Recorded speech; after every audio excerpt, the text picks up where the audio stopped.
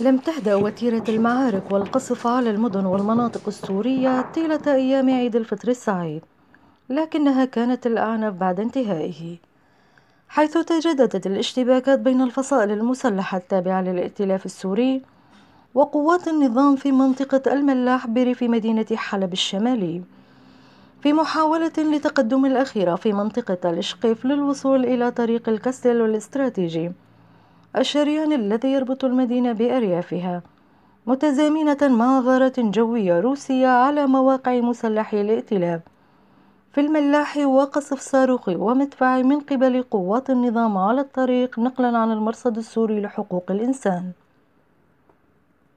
ونشرت مصادر إعلامية عن إصابة 4 أطفال في قصف حربي روسي لبلدة أورم الكبرى في ريف حلب الغربي، وعن استهداف حي الحيدرية ومنطقتي الإنذارات والبريج في مدينة حلب بالبراميل بسم الله المتفجرة. الرحمن الرحيم. قرية بيدعة وفي قصف ريف جامع دمشق القرية قصفت قوات النظام من بالمدفعية قبل عصابة الثقيلة الأسد، وراجمات الله أكبر وعزة الصواريخ الله. قريتي ميدعة وحوش الظواهرة في الغوطة الشرقية بريف دمشق الشرقي، ومزارع خان الشيح في ريف دمشق الغربي، بالتزامن مع تحليق مكثف للطيران الحربي في سماء المنطقة.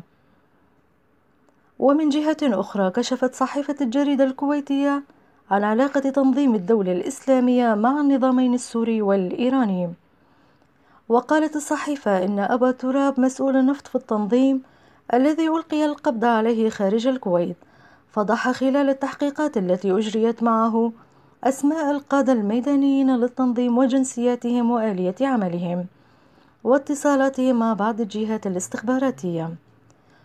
وأكد أبو تراب أن قادة التنظيم في سوريا عراقيون وأغلب أعضائه من تونس والمغرب والجزائر، فضلا عن وجود عدد من السعوديين والأجانب، مضيفا أن التنظيم يعتمد في مصادره على النفط والجزية من المناطق التي يسيطر عليها على حد قوله. لامار إركندي، خاص بريس 23.